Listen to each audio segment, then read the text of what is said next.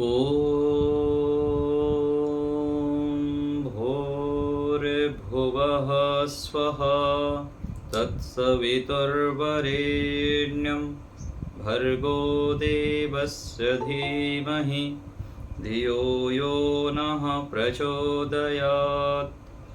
ॐ सहना भवतु सहनौ भुनक्तु सह वीर्यं करवावहै तेजस्विनावधीतमस्तु मा विद्विषावहै। ओम शांति शांति शांति। सभी को सादर नमस्ते। ईश्वर की महती अनुकंपा से हम इस समय आर्यावी विनय ग्रंथ का स्वाध्याय करते हैं।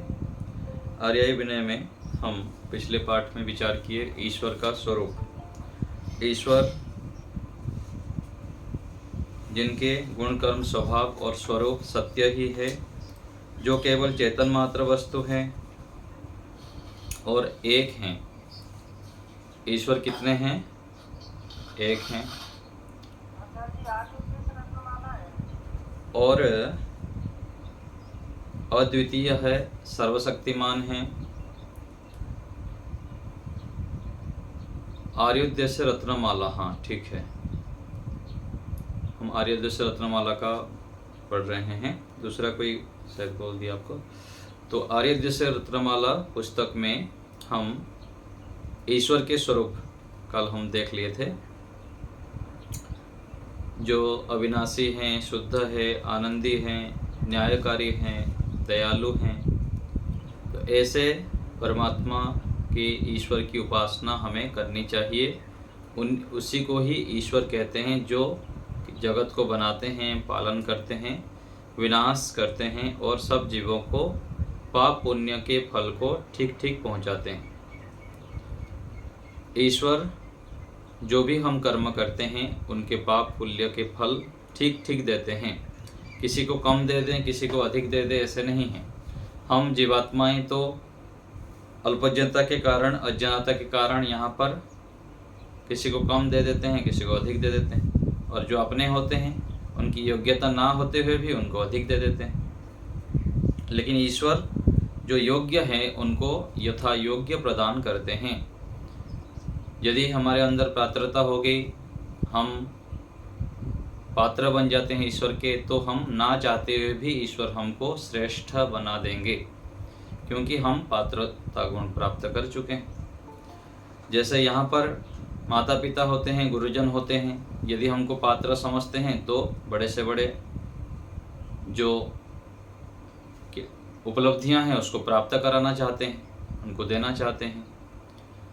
तो ये ईश्वर का भी संविधान है कि ईश्वर जो योग्य व्यक्ति होते हैं, जो उनकी आज्ञाओं का पालन करते हैं, उनको श्रेष्ठ बना देते हैं, ऋषि बना देते हैं, अच्छे मेधा से युक्त कर देते हैं। तो पाप पुण्य का फल ईश्वर ठीक ठीक पहुंचाते हैं। आगे है धर्म के विषय में। धर्म किसे कहते हैं?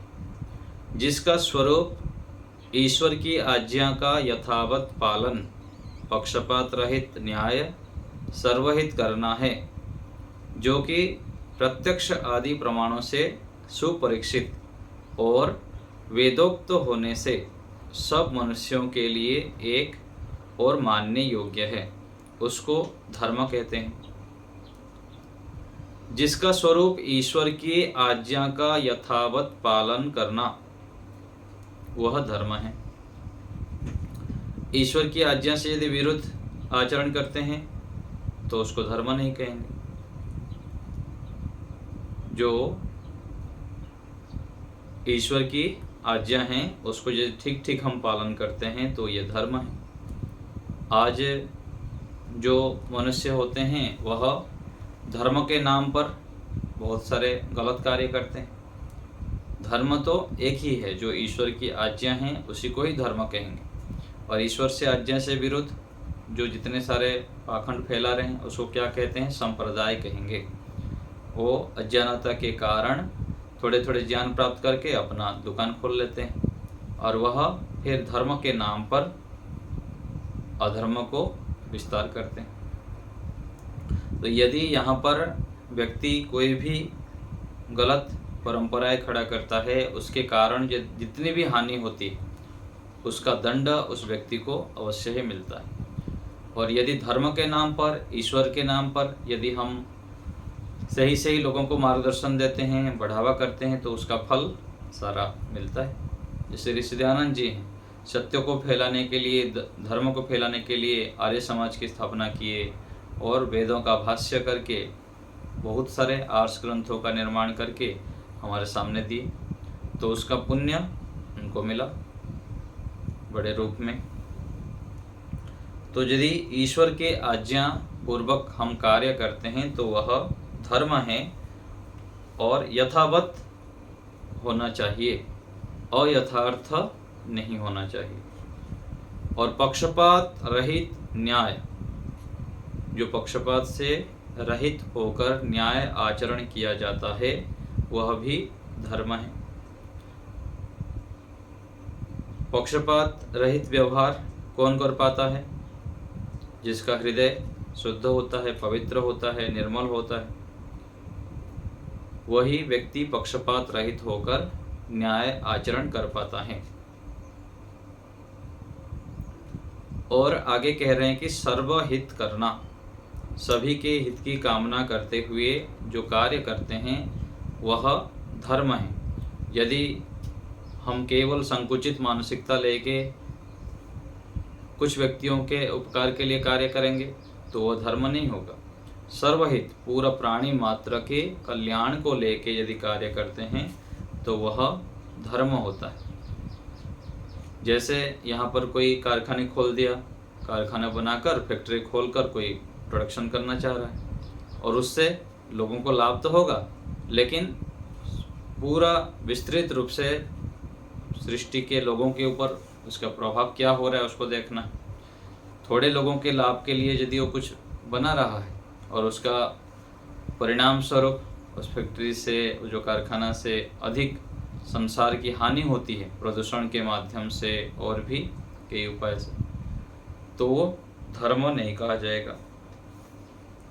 तो कोई भी कार्य, जैसे गोपालन आदि व्यक्ति करता है, गोपालन आदि करने पर अथवा गो आधारित जो खेती करता है तो उससे लोगों का लाभ भी होता है और सृष्टि के लिए सर्वहित वो उपकार होता है।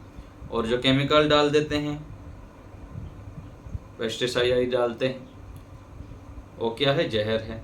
उससे भी तो खेती हो रही है, लोगों को खाना मिल रहा है, लोगों का जीवन निर्वाह होगा, लेकिन सर्वहित नहीं हुआ, ये सृष्टि के लिए पूरा उपकार नहीं होता है। इससे तो फिर जमीन धीरे धीरे नाश हो जाता है, व्यक्ति खा के फिर उसका शरीर खराब होता है, फिर हॉस्पिटल जाता है, फिर धीरे धीरे और भी हानि होती रहती है। तो सर्वहित जो कार्य है वह धर्म है, जो कि प्रत्यक्ष आदि प्रमाणों से सुपरीक्षित और वेदोक्त होने से सब मनुष्य के लिए एक और मानने योग्य है। तो प्रत्यक्ष आदि प्रमाणों से परीक्षित होना चाहिए। आज बहुत सारे ऐसे संप्रदाय लोग जो खोल दिए हैं, वो क्या कहते हैं कि मेरी मान्यता है, मेरे को समाधि में ऐसी अनुभूति हुई, मेरे को ऐसे ये हुआ, थोड़ा बहुत कहीं से ज्ञान प्राप्त कर लिए, पढ़ लिए और अपना कथा करने लग जाते हैं और अलग अलग प्रकार से आश्रम खड़ा करके दुष्प्रचार करते हैं। तो जो भी हमारी मान्यताएं हैं वह प्रत्यक्ष आदि जो 8 प्रमाण बताए हैं उनसे परीक्षित होनी चाहिए। हम ध्यान में हमको जो अनुभूति हो रही है वो ऋषियों के अनुकूल होना चाहिए, वेदों के अनुकूल होना चाहिए और उसको परीक्षा भी करनी आनी चाहिए, अनुकूल है या प्रतिकूल है। व्यक्ति तो मान ले चाहे मैं जो मेरी अनुभूति हो रही है अंदर से वो तो सही है।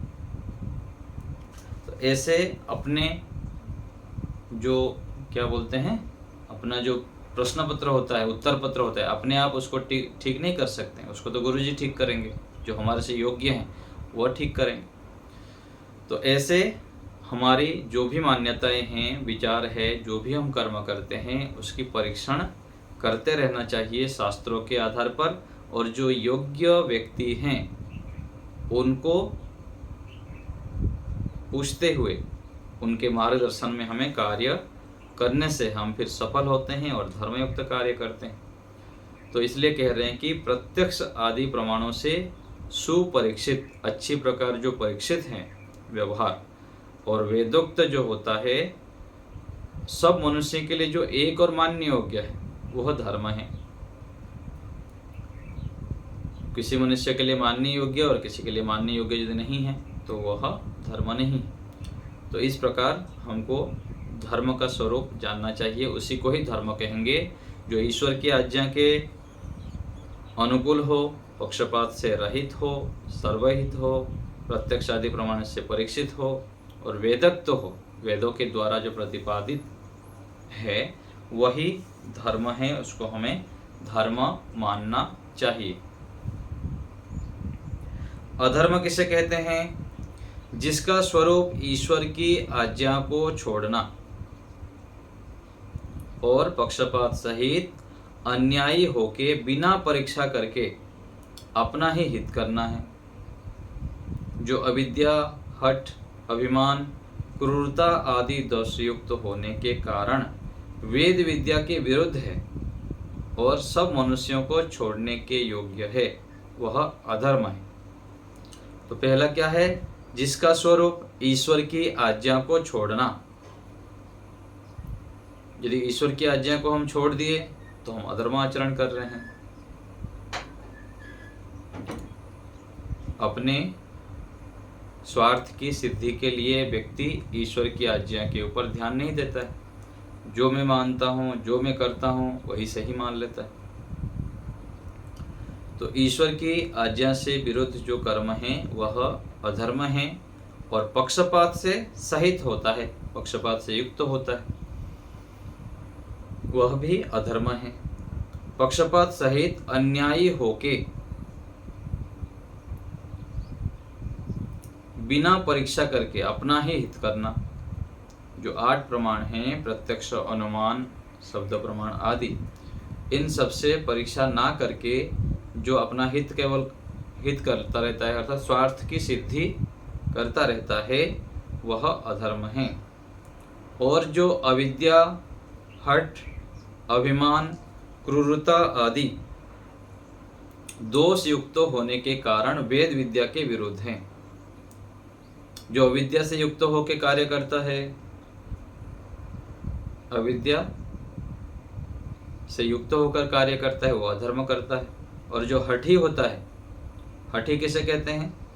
जो अपने बुद्धि को ही बड़ा मानता है, मैं जो जानता हूँ, मानता हूँ, करता हूँ वही ठीक है, दूसरे की बात को जो मानता नहीं, हठ करता है, वह अधर्म युक्त कार्य कर रहा है। अभिमान से जो युक्त है, क्रूरता आदि, व्यक्ति क्रूर हो जाता है, तमोगुण रजोगुण से युक्त होकर व्यक्ति फिर बुद्धि काम नहीं करती है, तब क्रूर हो जाता है पशुओं की तरह। तो क्रूरता आदि दोष युक्त जो व्यवहार है और जो वेद विद्या के विरुद्ध व्यवहार है और जिसको छोड़ने योग्य है, जिसको जिन व्यवहारों को छोड़ने योग्य है वह अधर्म है, और जो ग्रहण करने योग्य है वह धर्म है। तो हठ, अभिमान, क्रूरता आदि से युक्त होकर जो व्यवहार हम करते हैं अथवा कोई भी करता है वह अधर्म है और उसको हमें छोड़ देनी चाहिए।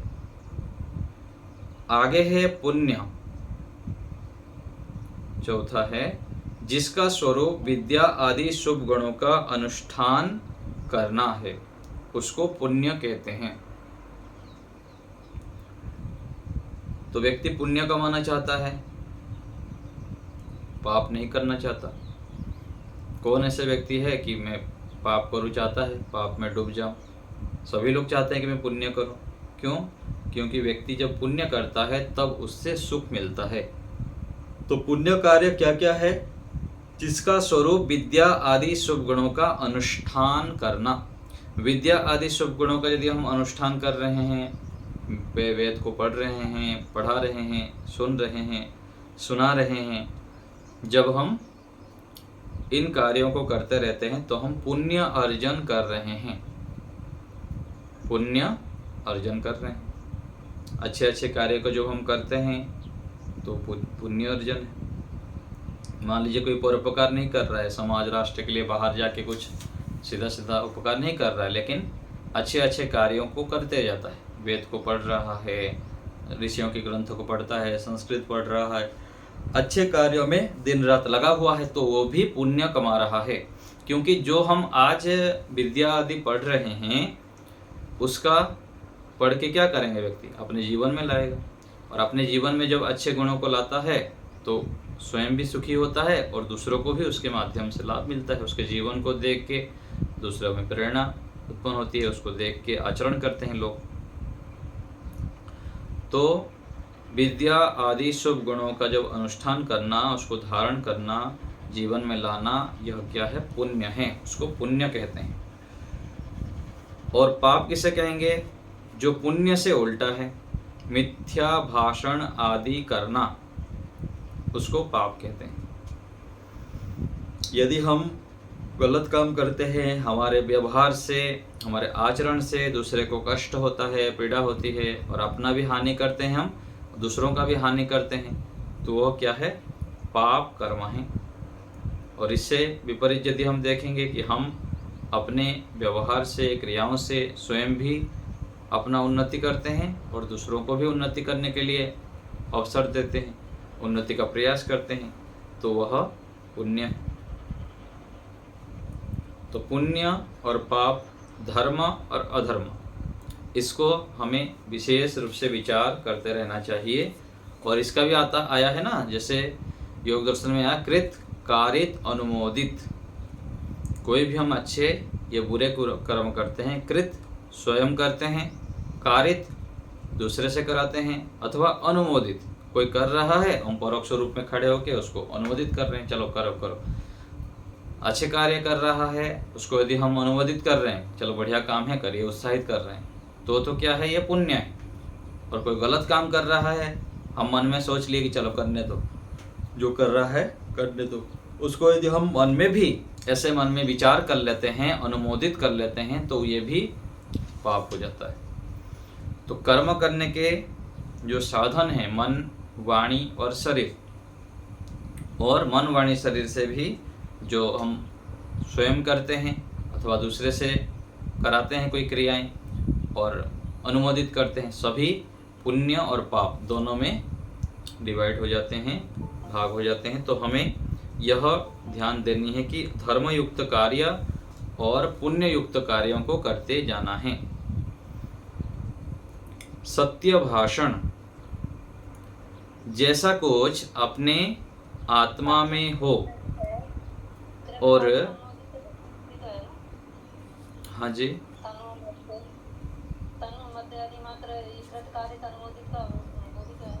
हाँ जी, जी जी।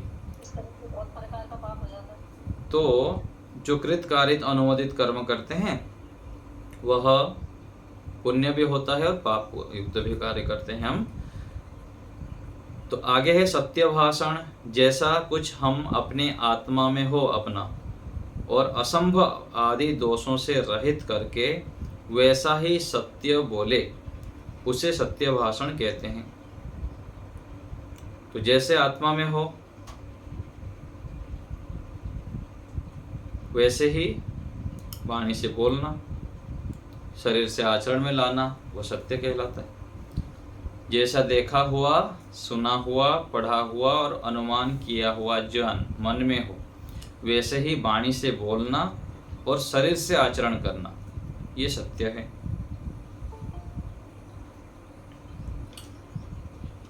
और जो हम मान लीजिए कि बोल तो दे रहे हैं, जैसे मन में है वैसे हम बोल भी रहे हैं, लेकिन वो यदि दोषों से युक्त हो, असंभव आदि दोषों से रहित होना चाहिए।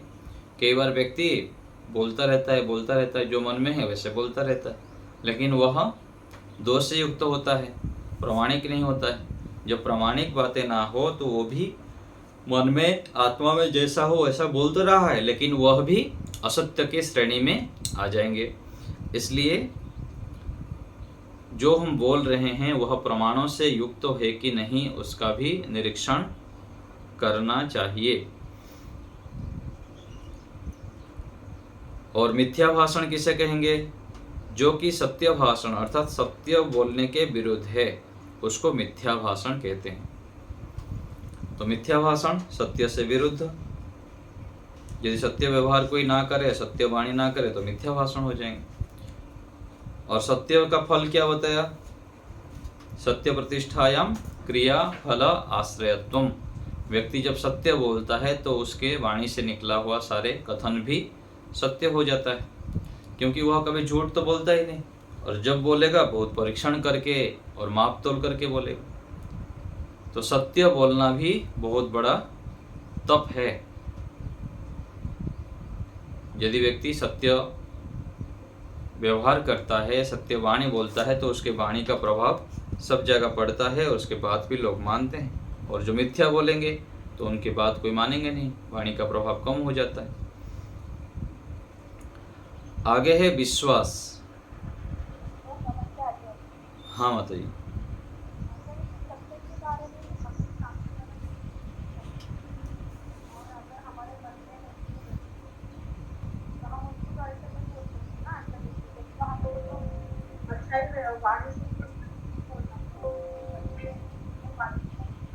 आपकी आवाज नहीं आ रही है ठीक से, फिर से बताइए। हाँ आचार्य जी, मैंने कहा अगर सामने का व्यक्ति ठीक नहीं है, हमारे मन में ऐसी पर्सन बहुत ही निगेटिव है, ये करप्टेड है वगैरह सब है, और जब भी हम उसके साथ बात करते हैं तो हमारे मन में है कि वो व्यक्ति ठीक नहीं है, तो हम वैसे तो वाणी से नहीं कह सकते बात करते। वाणी से तो बोलेंगे ना, वाणी से तो निकल जाएगा ना। जो सत्य है व्यवहार, वो जो बोलेंगे तो उस प्रकार परीक्षण करके बोलेंगे ना कि ये ठीक नहीं है, दुष्ट व्यक्ति है, उसका नाश हो। तो उनको नहीं, उसके सामने उसके बारे में तो हम नहीं कर सकते ना। नहीं कहेंगे, नहीं कहेंगे, दूसरे के सामने तो कहेंगे ना। दूसरे के सामने जैसे कहेंगे उस प्रकार से उसका जीवन भी होगा ही, नष्ट होगा। मुझे समझ आ रहा है, हमारे मन में अगर सामने वाले के बारे में वो व्यक्ति ठीक नहीं है और हमको सत्य ये पता है कि वो व्यक्ति ठीक नहीं है, फिर भी हम उसको वैसे बोल नहीं सकते डायरेक्टली, या किसी को भी नहीं बोल सकते। नहीं, बोल सकते हैं, बोल सकते हैं, लेकिन उसके लिए हिम्मत चाहिए। यदि हमारा आत्मबल अधिक है, आत्मबल मजबूत है तो बोल सकते हैं। आचार्य जी, अगर हिम्मत दिखाए तो अननेसेसरी कॉम्प्लिकेशन बढ़ेगी ना। हाँ वही बात है ना, वो परिस्थिति देखनी पड़ेगी, बुद्धिमत्ता पूर्वक वहां पर बोलनी पड़ेगी। ठीक है। हाँ, यदि विवाद बढ़ने वाला है और हमारे बाधित हो रहे हैं हम, तो बोलना नहीं चाहिए। हाँ, तो हम बोलेंगे नहीं, उनके ठीक ही व्यवहार करेंगे, तो ये सत्य नहीं हुआ चाहता है। हमको तो सबसे ठीक ही व्यवहार करना है। हाँ, तो वहां पर उसके मिथ्या नहीं बोलना है, पर उनके सामने कुछ बोलना ही नहीं, चुप रहना है, अथवा कुछ दूसरे शब्दों का प्रयोग कर लेना है वहां पर। अच्छा, तो उपेक्षा जैसा। हाँ, वहां पर अधिक फिर ये क्या बोलते हैं, लिपापोती कुछ नहीं करनी है कि आप तो बहुत अच्छे हैं, और ऐसे ऐसे जब बोलते हैं तो फिर हम झूठे पड़ जाएंगे ईश्वर की दृष्टि से वहां पर। हाँ, ऐसे कुछ वहां पर शब्द प्रयोग नहीं करेंगे, अथवा कुछ दूसरे प्रकार के शब्द प्रयोग कर लेंगे जिससे कि असत्य भी ना हो और हम दोषी ना हो जाएं। यह ध्यान रखने। नहीं नहीं नहीं, ऐसे कैसे बोलें, ऐसे नहीं बोलेंगे। प्रकरण के हिसाब से वहां पर देखनी पड़ेगी स्थिति, तो बोला जा सकता है अब ये ठीक नहीं कर रहे हैं, आप ये दोषयुक्त कार्य कर रहे हैं, ऐसे वाणी का प्रयोग उस प्रकार से कर सकते हैं कि झगड़ा ना हो, विवाद ना बढ़े, इस प्रकार से हम वाणी बोल सकते हैं। ठीक है ना। आचार्य जी, जैसे रात में चोर घुस आता है और वो कह के चाबी बताओ, और बताओ कहाँ धन रखा है, कहाँ सोना चांदी रखा है, तो उसे दे देना। फिर दे दीजिए, नहीं देंगे तो फिर मरेंगे। देना, सत्य तो बोलनी पड़ेगी ना वहां पर। जीवन के ऊपर जो प्रसंग आ रहा है तो वहां देनी पड़ेगी ना। नहीं, वो तो जीवन के ऊपर तो आ रहा है, चलो और कहीं छिपा हुआ और भी रखा हो तो उसे फिर वहां पर सत्य, हाँ वो देखनी पड़ेगी परिस्थिति में आप क्या चाहते हैं। यदि आप मजबूत है, झगड़ा उससे कर सकते हैं, लड़ाई कर सकते हैं, तो चाबी मत बताइए। और जीवन के ऊपर संकट है और चाबी देना ही पड़ेगा, तो वहां पर देनी पड़ेगी। और भी रखा हो माल, तो फिर उसे निकाल के दे देना चाहिए। हाँ, देनी पड़ेगी ना। अवश्य ही नहीं, देना और चाहिए। कहीं भी रखा हो मान लो, चाबी तो देनी पड़ेगी, और कहीं भी रखा हो मान लो, क्या होगा?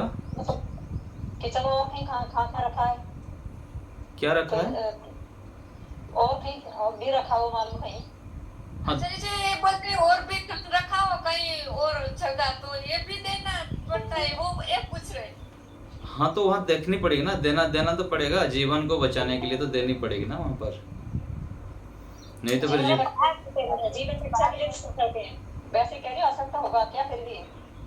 हाँ, असत्य तो है ही, असत्य तो असत्य ही है, जहाँ पर है वहाँ असत्य। जैसे गाय के विषय में आता है ना कि गाय यदि जा रहा है गौ काटने के लिए, आपको पूछा गाय गाय इधर गया उधर गया, तो आप यदि उधर गाय को बचाने के लिए उधर गया यदि बोलते हैं तब भी वो असत्य तो असत्य ही है, आप चाहे जैसे भी बोल रहे हो।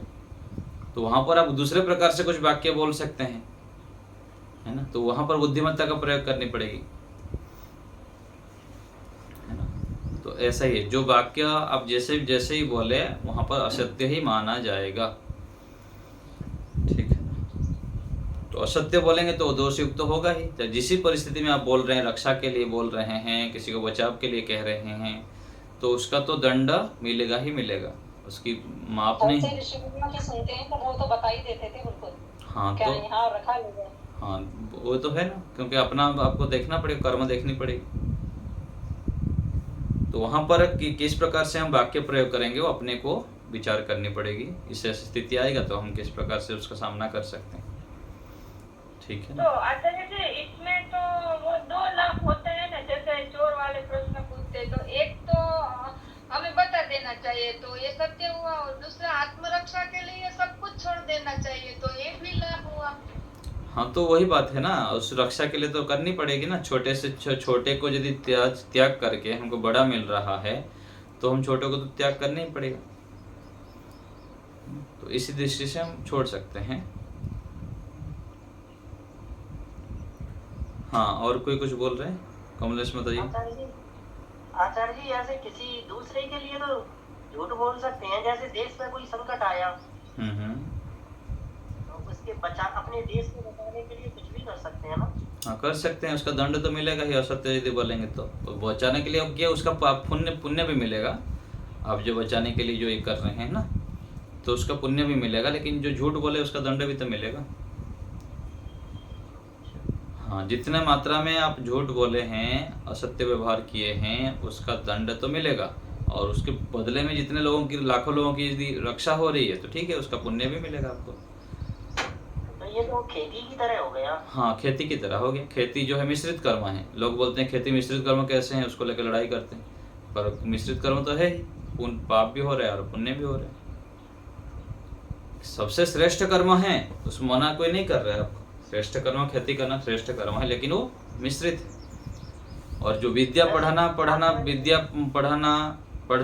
आदि ये क्या है, पुण्य कर्म है, सीधा सीधा, मिश्रित नहीं है, इसमें किसी हिंसा नहीं हो रही। आचार्य जी ये भी तो कहते हैं पाप तब ज्यादा माना जाता है जब अपने स्वार्थ के लिए लोग झूठ बोले, अपने साथ तो स्वार्थ के लिए नहीं बोला है तो थोड़ा सा पाप तो लगेगा ना, स्वार्थ के लिए नहीं बोले हैं तो ठीक है 1% लगेगा, और स्वार्थ के लिए बोलेंगे तो 90%, 100% तो लगेगा, दूसरों के रक्षा के लिए बोल रहे हैं। हाँ लगेगा, लेकिन लगेगा। इस बात यहाँ पर जो बात आ रही है ना, यहाँ जो हमारी चर्चा चलती है और इस विषय की जो चर्चा होती है हमारी वैदिक सिद्धांत में, इससे यही सिद्ध करना चाहते हैं कि पाप तो लगेगा ही लगेगा, उसमें छुटकारा बिल्कुल नहीं है। जैसे कल बात चल रही थी ना कि ईश्वर क्षमा नहीं करते हैं, तो उस पक्ष को हम जब लेके चलते हैं तो ईश्वर बिल्कुल ही क्षमा नहीं करते हैं, और दूसरे पक्ष में है ठीक है, उस प्रकार से दे रखे हैं कि गलती करते जाओ, एक सीमा के बाद फिर भयंकर दंड मिलता है, लेकिन वो जो छोटे छोटे दंड है उसका तो परिणाम आता ही है, शरीर के ऊपर पड़ता ही है। तो इसी प्रकार से हमको कर्म के विषय में निश्चय करना चाहिए।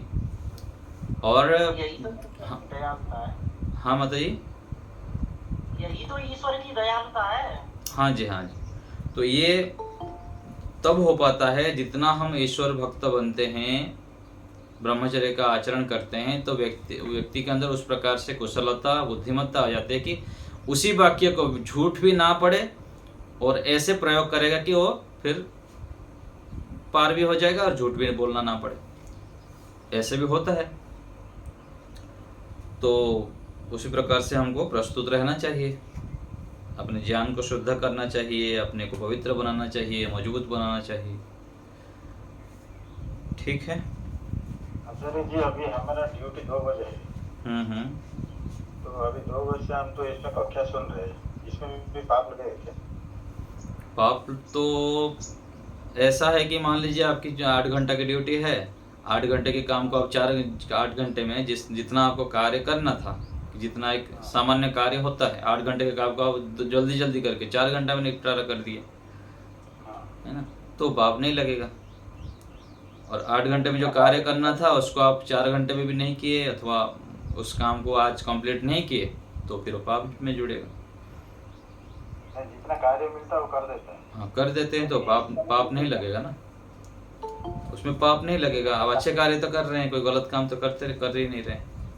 जितना आपको कार्य एक सामान्य रूप से होता है व्यक्ति के, उतना यदि कर लेते हैं तो उसमें पाप नहीं।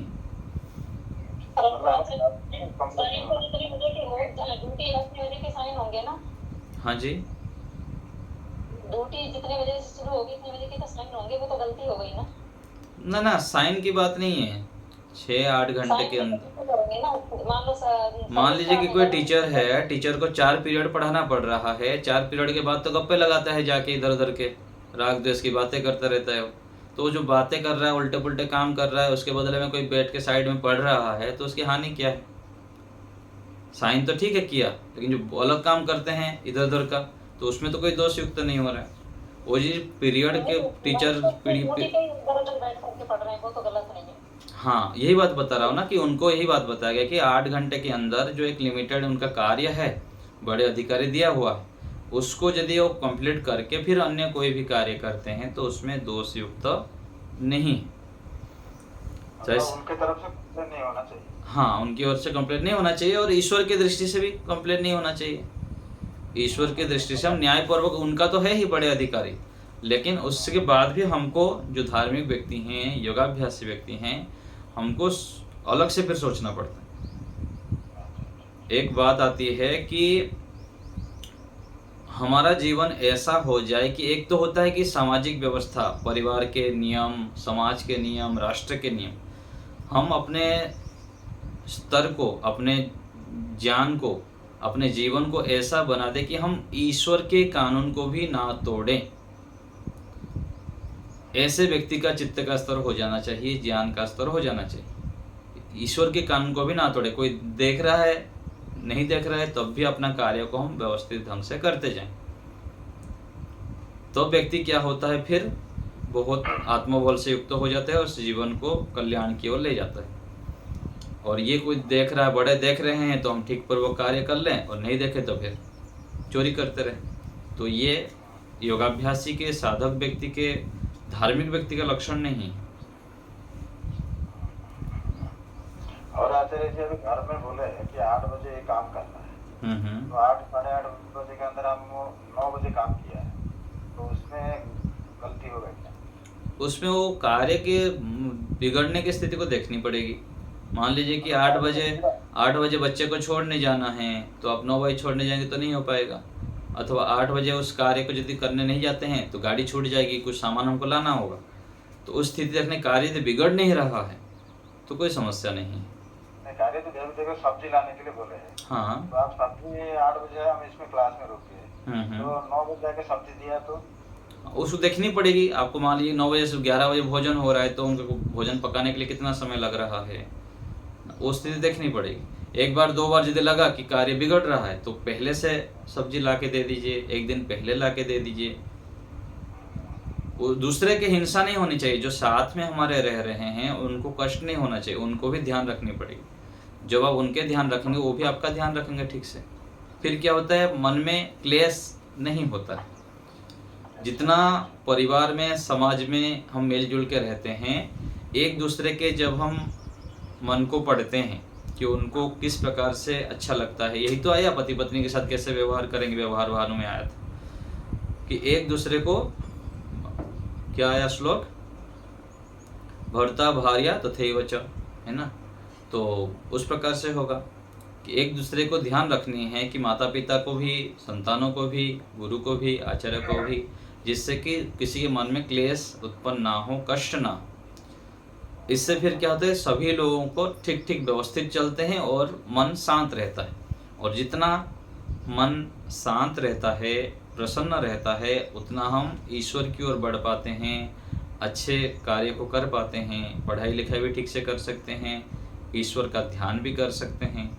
नहीं तो फिर दुखी, हताश, निराश रहेंगे, ना पढ़ाई कर पाएंगे, एक दूसरे को देख के फिर मन में क्या बोलते हैं, वितर्क उत्पन्न होगा। ये ऐसा क्यों कर दिया, ऐसा क्यों कर दिया, ऐसा ये क्यों नहीं कर रहा है। इस पे फिर मन विचलन हो जाता है, प्रसन्न नहीं रहता है। सर ऐसे मुझे अभी वो काम को कभी टाइम दिया है, वो काम थोड़ा आधा घंटा भी लेट हो रहा है, कुछ हानि भी नहीं हो रहा है, तो घर में बिगड़ रहा है, उस स्थिति में क्या करेंगे? बिगड़ रहे तो वो बताए ना, आपको लग रहा है कि ये बिगड़ते हैं तो उस कार्य को पहले करके रख देना है। बुद्धिमत्ता तो हाँ, बुद्धिमत्ता तो यही है। आपको मान लीजिए सब्जी 8 बजे बोलते हैं तो आप 7:30 बजे ला के रख दीजिए उनके पास, अथवा एक दिन पहले ला के रख दीजिए। एक बार, 2 बार, 4 बार जो व्यवहार होने लगता है ना, तो बुद्धिमान जो व्यक्ति होता है फिर सामने वाला व्यक्ति को पढ़ लेता है और उस कार्य को पहले से ही करके रख देता है। कभी कभी स्थिति क्या होता है, अरे कुछ बताते नहीं, लेट में बता रहे हैं, तो जब मैं क्लास करना चालू करा है, डेली वो क्लास ही में लग जाता है कुछ काम। तो आप सब्जी लाने के बहाने में घर से निकल जाना है, कहीं रास्ते में बैठ के वहाँ क्लास कर लेनी है ठीक है ना, क्लास करके फिर आप सब्जी लेके ले आना है। तो फिर वही बताना ना, बुद्धि की कुशलता है, आप किस प्रकार से कर पा रहे हैं। जितने आप चालाक बनेंगे, ईश्वर भक्त बनेंगे, ध्यान उपासना करेंगे तो ईश्वर प्रेरणा देंगे। जितना भी दुष्ट से दुष्ट व्यक्ति हो उससे भी आप निपट सकते हैं और अच्छे व्यक्तियों को भी फिर हैंडल भी कर सकते हैं। अभी तो अभी के क्लास में बाहर में कर रहा हूँ। हाँ तो ठीक है ना ठीक, अच्छी बात है। तो कुछ बातें आपस में जो मिलजुल के रहते हैं, परिवार में हो, समाज में हो, अथवा किसी संस्था में हो। और घर में तो केवल पति पत्नी होते हैं, बच्चे होते हैं। संस्था में जब रहते हैं तो बहुत सारे कर्मचारी भी होते हैं, बहुत सारे बाहर से लोग भी आते हैं, और कक्षा में जो पढ़ाते समय बहुत सारे विद्यार्थी होते हैं, कोई कुछ पूछेगा, कोई कुछ करेगा। तो बहुत सारे स्थितियां समाज में आएंगे ही आएंगे। उसको हम कितने प्रकार से हैंडल कर पाते हैं वो अपनी कुशलता है, और इस कुशलता को धीरे धीरे करके बढ़ानी होती है। और जितना हम फिर योगाभ्यास करते हैं, सत्य के मार्ग पर चलते हैं, तो परमात्मा की कृपा से ये सब फिर सामर्थ्य हमारे अंदर धीरे धीरे आने लग जाता है।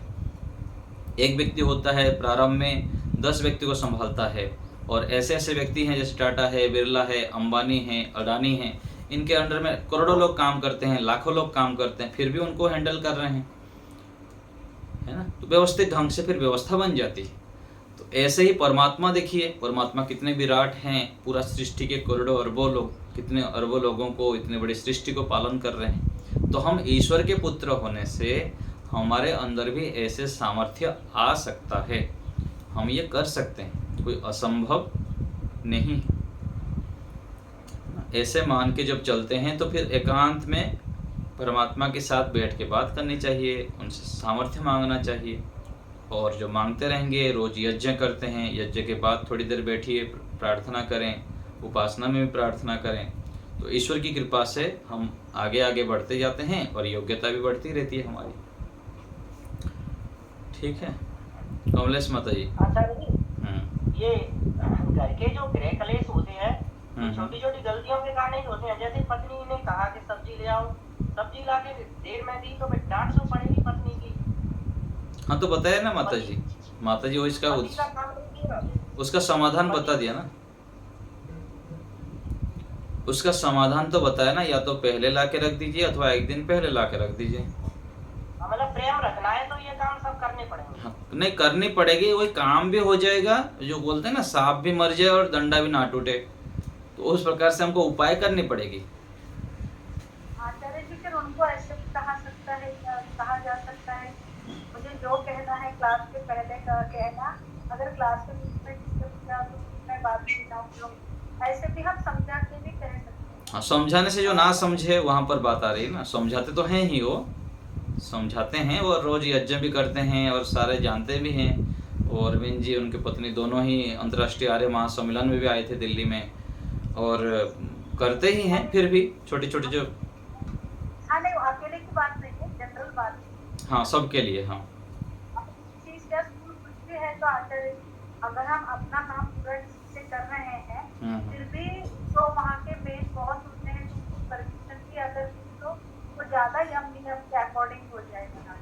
अगर हम काम कर रहे हैं तो वो भी उसको नहीं दे सकते, जी। तो वहाँ मतलब ये काम करेंगे तो उनसे परमिशन लेना भी आचार्य जी, बाकी वगैरह उनसे बात करके, हाँ, उनसे, हाँ, अलग से बात करके उनसे यदि समाधान करते हैं अथवा प्रेम से बताते हैं भी समाधान हो जाता है, ये भी संभव है। और आचार्य जी हमारे भी घर में ये प्रॉब्लम है, क्लास अगर मैं करती हूँ तो घर में मैक्सिमम लोग नाराज होते हैं, तो अभी मैं सबकी नाराजी कहे दो या स्वाध्याय में आगे बढ़ती उनने ज्यादा सीखना है। हाँ, उसमें भी फिर आप तो मेंटेन कर लेते हैं ना। मेंटेन करने के बाद भी आचार्य जी नाराज तो रहेंगे ना, कि यहाँ किसी को भी संतुष्टि कर नहीं पाएंगे आप। किसी को लाख रुपया चाहिए तो उसको लाख देने के बाद करोड़ों की इच्छा रहती है, ठीक है ना, तो उनको तो कभी कराए, बहुत मुश्किल है इस दुनिया में। हाँ, दुनिया में संतुष्ट नहीं कर सकते हैं। बस अपने जितना सामर्थ्य है उतने मात्रा में करते जाइए, और धीरे धीरे वो व्यक्ति, सामने वाला व्यक्ति धार्मिक होंगे, बुद्धिमान होंगे, तो वो समझ जाएंगे चलो अच्छे कार्य तो कर रहा है, कहाँ गलत काम कर रहा है, चलो करने दो उसको, ठीक है ना। आचार्य जी आप कितने सुखी, आप शायद कोई सुखी ही नहीं है। कौन सुखी? अच्छा, तो बहुत खुश रहते हैं आप आचार्य जी आप हाँ, तो सुखी रहने के लिए भी तो ये होता है ना कि उसी प्रकार से गुजरना पड़ता है ना। संसार में कोई भी पूर्ण रूप से सुखी नहीं है। सुख की मात्रा धीरे धीरे किसी के पास कम रहता है, किसी के पास अधिक रहता है, और उसको फिर धीरे धीरे, अधिकांश दुख से आप छूट गए, अधिकांश दुख से। हाँ, दुख से तो ठीक है, छूटना पड़ता है।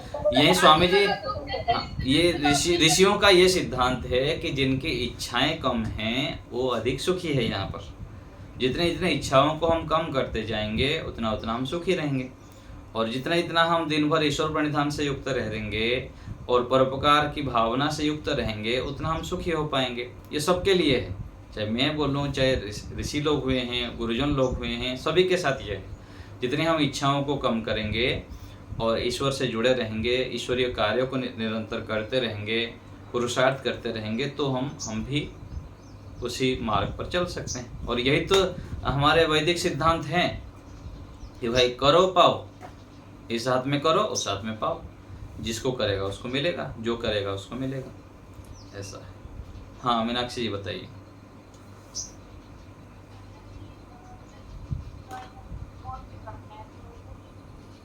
हाँ जी, आपकी आवाज़ नहीं आ रही है, जोर से बोलिए।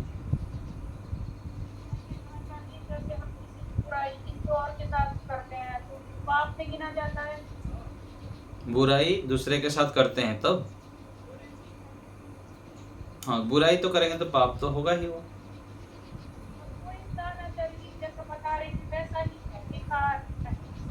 नहीं, ऐसा नहीं है। मान लीजिए हम धर्म कार्य कर रहे हैं, दूसरे को कष्ट हो रहा है, तो वो तो उसका दोष है ना, हमको पाप नहीं लगेगा,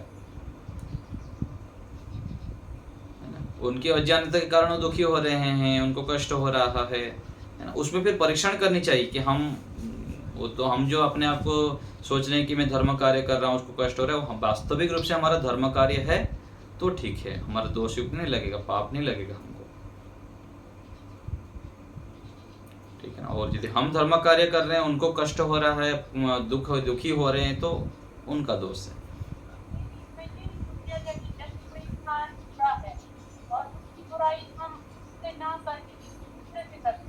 हाँ, वो तो दोष है ना, पाप है, पाप है, हाँ, ये पाप है। उसको सुधार की दृष्टि से उनको बोलना चाहिए, अथवा जिसके पास सुधार हो सकता है उसको बोलना चाहिए। सामान्य रूप से यही चर्चा करते हैं कि इनके अंदर ये दोष है, उसके कारण से ये हो रहा है, तो वो फिर यदि उपाय बता सकते हैं, कुछ कोई सहयोग मिल सकता तो बताइए, नहीं तो फिर वो यदि बात बढ़ने वाली है तो फिर अनावश्यक है, दोष युक्त है। हाँ जी, हाँ जी, ये दोष युक्त है, बुराई की चर्चा करना ये दोष युक्त है, ठीक है। चलिए, और कोई बात? आचार्य जी हमारा व्यवहार भानु का पूरा सब टोटल लिंक है। हाँ, भेज देंगे। तो आज हम देख लिए धर्म अधर्म, पाप पुण्य और मिथ्या भाषण और सत्य भाषण। तो ईश्वर के स्वरूप को जानना, धर्म के स्वरूप को जानना, पुण्य के स्वरूप को जानना और उसी अनुसार फिर आचरण करने से हम फिर सुखमय जीवन जी पाते हैं और हमारा जीवन कल्याण की ओर बढ़ता है, सुख की ओर बढ़ता है। तो हम ऐसे ही बढ़ते रहें निरंतर और दूसरे को भी बढ़ने के लिए प्रेरित करते रहें अच्छे मार्ग पर।